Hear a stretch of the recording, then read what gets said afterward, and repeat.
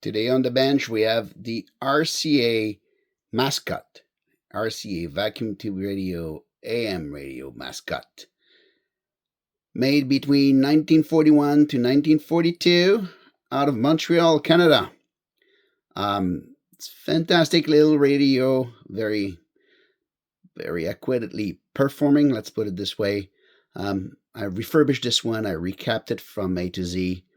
I adjust the IF, which was at 455 kilocycle. The window was all scratched up, and now it looks immaculate. The little thing you see there is specks of dust. It's nothing. How did I get it so nice? Did I polish it? No. Even if you try to polish these screens, the plastic is so old. So what I did is I cleaned it thoroughly with alcohol, the 99.9% alcohol. I tried to remove as much grease as I could. And what I do after that, I use a clear spray can of clear finish, just purely clear finish, and you drench it. You just spray and spray and spray until it drips on every side, and you let it sit. You make sure, if you do it in the garage, make sure that you wet your floor first so there's not much dust that ends up on it. Then you let it drench, and then it turns out as fantastic as this. So that's a little trick. If you have these plastic screens that are broken or scratched, that's a way of fixing them. I did that also for turntable covers, such as what you see in the back. I did the exact same thing. So you give it a good clean and a nice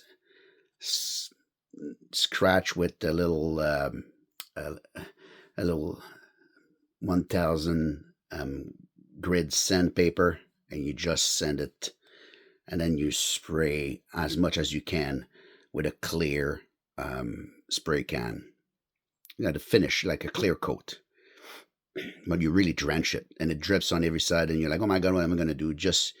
You just go as it drips on every side. You just dab it with a scuff towel just to make sure that you don't end up with a big drip that you have to cut with a razor blade after.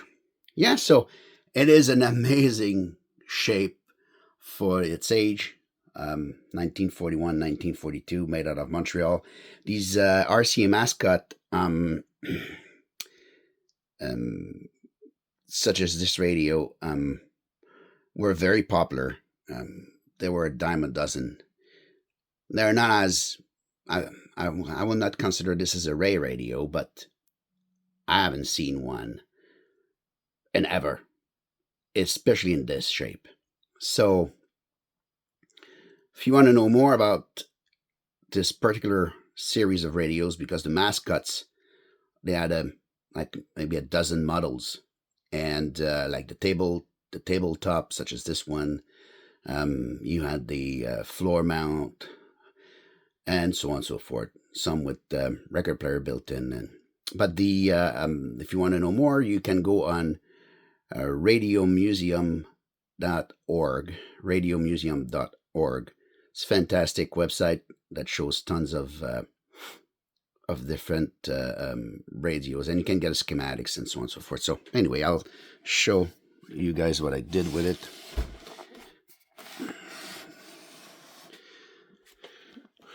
So this is safer than many other radios, for the only reason that it has a power transformer, which means that the body is not live, and all the capacitors inside have been changed, so the chance that you get zapped by touching it is zero.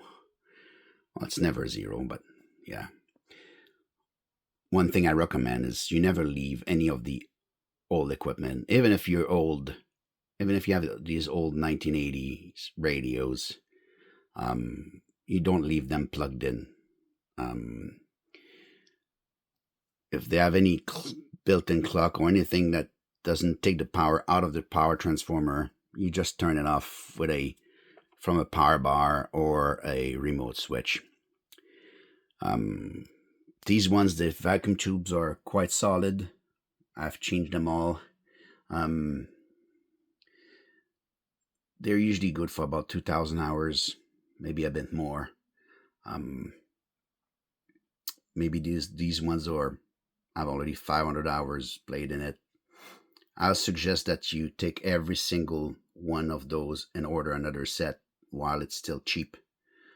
And then this radio will last another 60 years, no joke. Because the capacitors that I change inside, instead of using paper capacitors, I change with ceramic capacitors, which means that they'll last forever.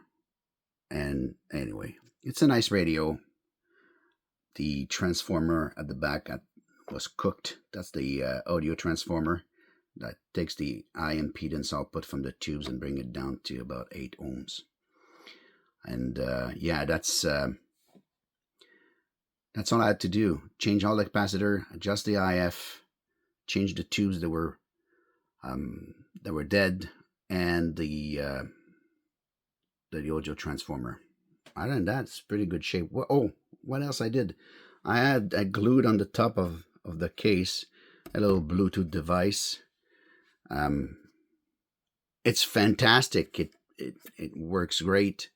The only thing is, as soon as you plug it in, and you plug the power, the transformer into the power bar or whatever, those are switching power supplies, and they're very noisy to the radio. So if you're not planning on listening to AM, then fine. And in other case, what you do, you just unplug it from the wall.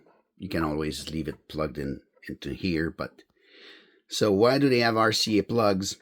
Because these were meant to be connected with these 45 Jackrabbit record changer, and these 45 players, they had the RJ45.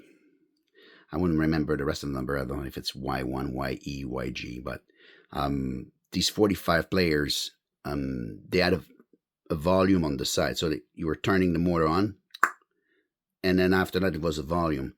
And it's very important for these Mascots radios because I'm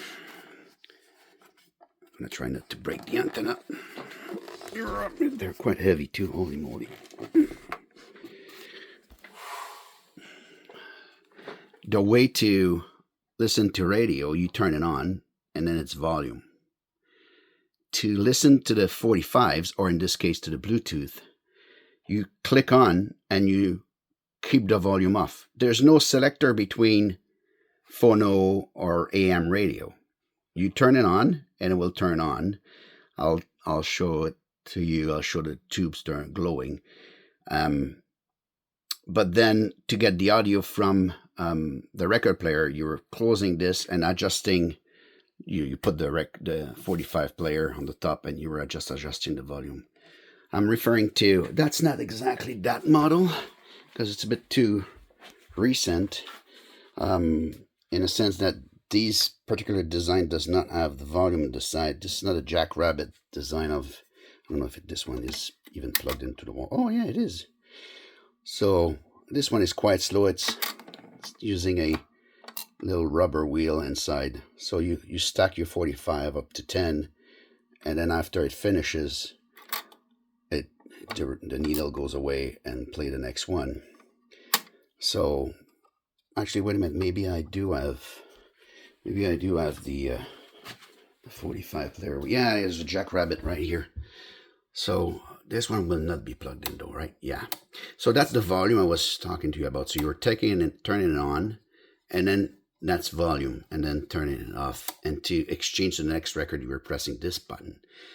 So that's actually what came out with these 45 in 1948, I think.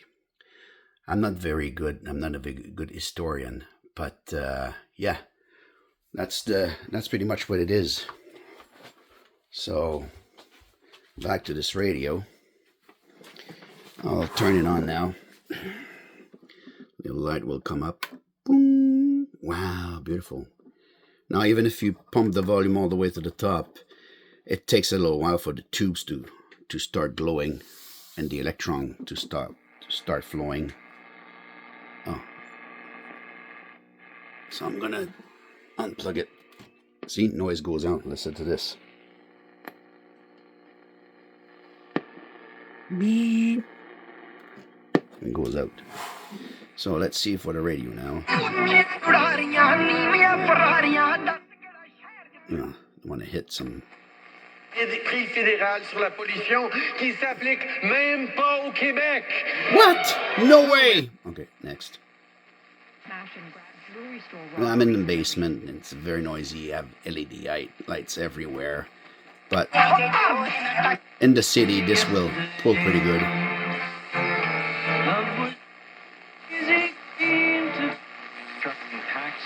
Anyway, now you want to listen to the Bluetooth. You literally put the volume to 0. And you can plug this in. And then the thing was at the back. There. I know it's connected, but it's connected to my phone. So that's it. That's the RCA Mascot 1941. Made of Montreal, Canada.